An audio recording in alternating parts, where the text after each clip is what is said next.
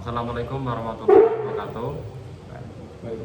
Perkenalkan, kami bertiga ini akan mengerjakan UAS dari Pak Festian mata kuliah pendidikan Pancasila atau anti korupsi. Nah, di sini mendapatkan tugas dari Pak Festian, disuruh melakukan presentasi yang mana tentang pendidikan anti korupsi. Sebelumnya perkenalkan dulu, nama saya Abdul Muhid, NIM 23070101017. Terus selanjutnya teman saya. Nama saya Asraful Ibad, NIM saya 230701133. Selanjutnya nama saya Muhammad Fikri Fajar Ramadhani, NIM saya 23070101096. Oke, baik.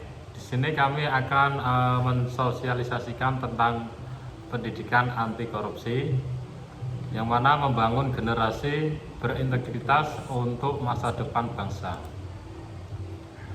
Jadi, korupsi menjadi salah satu masalah terbesar yang merusak sistem pemerintahan, ekonomi, dan moral masyarakat.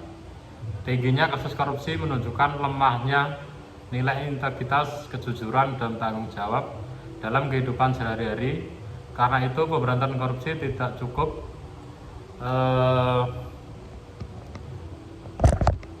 cukup hanya dengan penegakan hukum, tetapi harus dimulai dari pencegahan melalui pendidikan.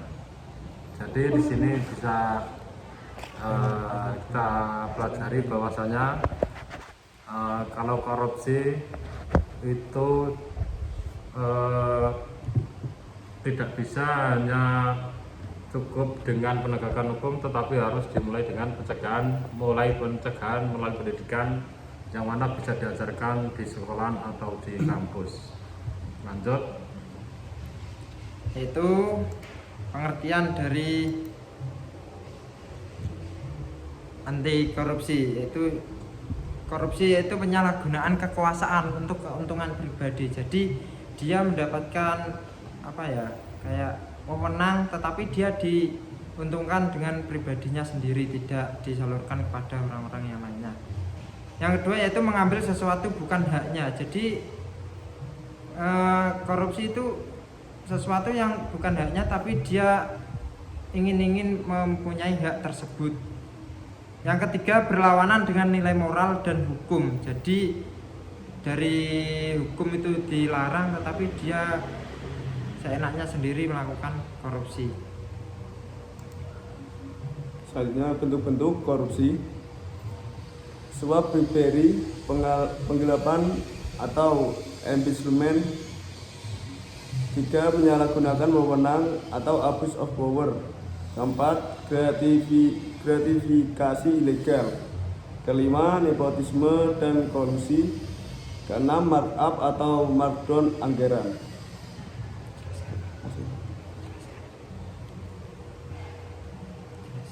Selanjutnya dampaknya korupsi, pertama ada terhadap negara, terus terhadap masyarakat, dan yang ketiga terhadap generasi muda. Kita akan membahas pertama tentang terhadap negara, menghambat pembangunan. Seperti contoh, seorang bupati atau gubernur yang mana mendapatkan bangunan untuk membangun jalan, tetapi yang mana dia tetap membangun tapi tidak sesuai dengan anggaran yang dikucurkan oleh negara.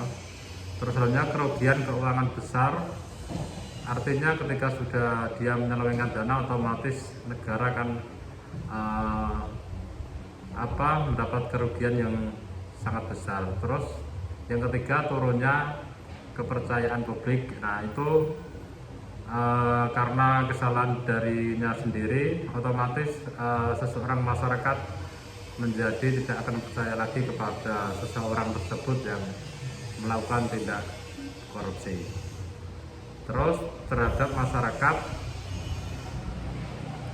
selanjutnya dampak yang kedua yaitu terhadap masyarakat. Yang pertama, ketidakadilan sosial. Jadi dalam korupsi di masyarakat, contoh ada kepala desa, dia mengkorupsi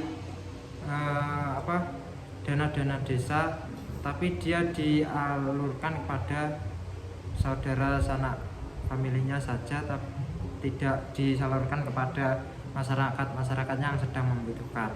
Yang kedua, pelayanan publik buruk. Jadi pelayanan publik, dana yang seharusnya disalurkan pada pelayanan publik masyarakat, tetapi dia dananya digelapkan oleh orang-orang yang korupsi. Pelayanan publiknya jadi kurang karena anggaran tersebut tidak sesuai dengan realitanya. Yang ketiga, kemiskinan berkepanjangan. Dan selanjutnya terhadap generasi muda, hilangnya teladan. Dan kedua, normalisasi perilaku tidak jujur. Selanjutnya, mengapa pendidikan anti korupsi itu sangat penting?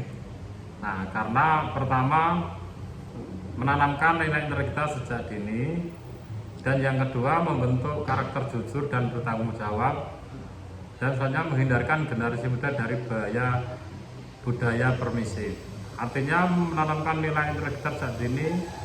Ketika sejak dini kita sudah diajarkan tentang pendidikan anti korupsi, yang mana kita sudah tahu, jadi ketika kita sudah dewasa tidak akan melakukan tindakan korupsi, karena sejak dini kita sudah dikasih tahu bahwasannya korupsi itu sangat-sangat tidak dianjurkan.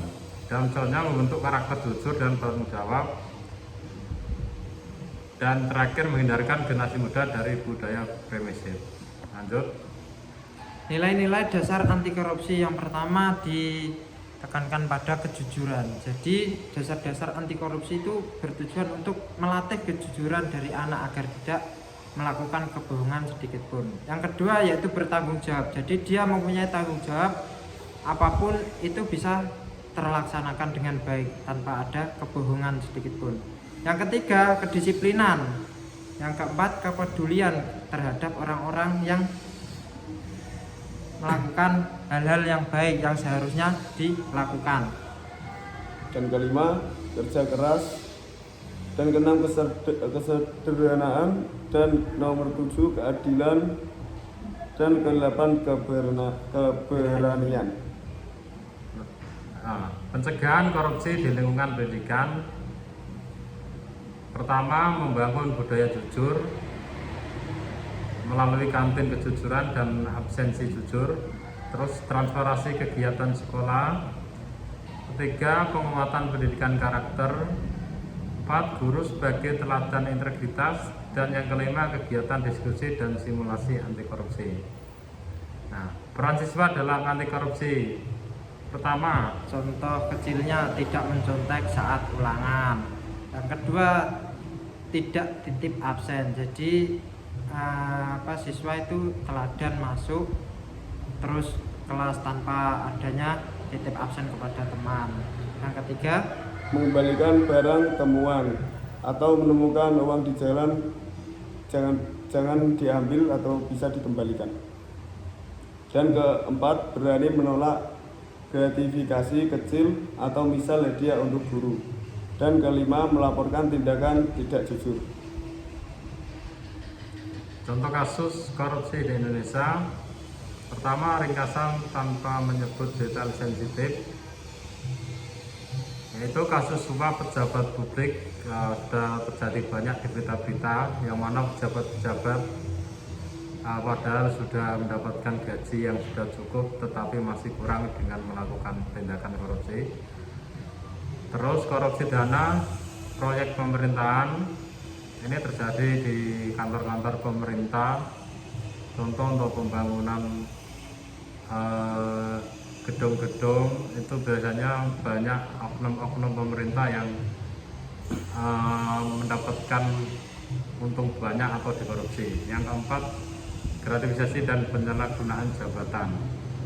Artinya mereka mempunyai jabatan tetapi tidak digunakan sesuai dengan SOP-nya, yang mana mereka malah melakukan untuk keuntungan pribadinya. Lanjut, akar masalah lemahnya integritas dan pengawasan.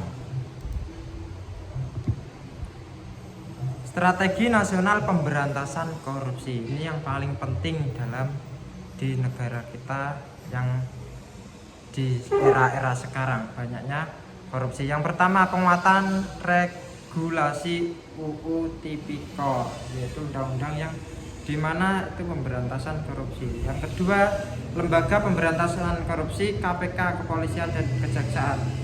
Yang nomor 2 ini paling penting dalam negara, seharusnya itu lebih diketatkan karena apa ya, koruptor-koruptor di Indonesia itu yang masih bersembunyi itu masih banyak, harusnya penyelidikan lebih ketat. Nomor 3, transparansi dan digitalisasi layanan publik. Dan nomor 4, pendidikan karakter dan kampanye anti korupsi. Selanjutnya,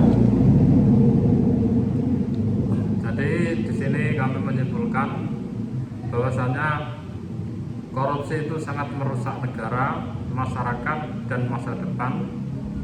Artinya ketika di negara kita masih banyak korupsi, negara akan akan hina di mata negara-negara lain, terus masyarakatnya pun sendiri akan merasa sengsara dan masa depan pun akan suram. Terus yang kedua, integritas adalah benteng utama. Jadi di sini integritas adalah dengan cara kita harus menanamkan pendidikan anti korupsi sejak dini kepada anak-anak bangsa kita. Artinya kita menerapkan pendidikan anti korupsi dimulai sejak SD bisa terus sampai ke jenjang kuliah yang mana nantinya mereka bisa ketika sudah kerja mengerti bahwasanya korupsi itu sangat-sangat tidak benar. Yang ketiga yaitu pendidikan anti korupsi membangun karakter jujur dan tangguh. Jadi dari pendidikan anti korupsi itu membangun jiwa-jiwa yang dimana anak-anak muda tersebut agar tidak terjerumus pada korupsi. Yang keempat, mulai dari diri sendiri, mulai dari hal sekecil apapun mulai sekarang.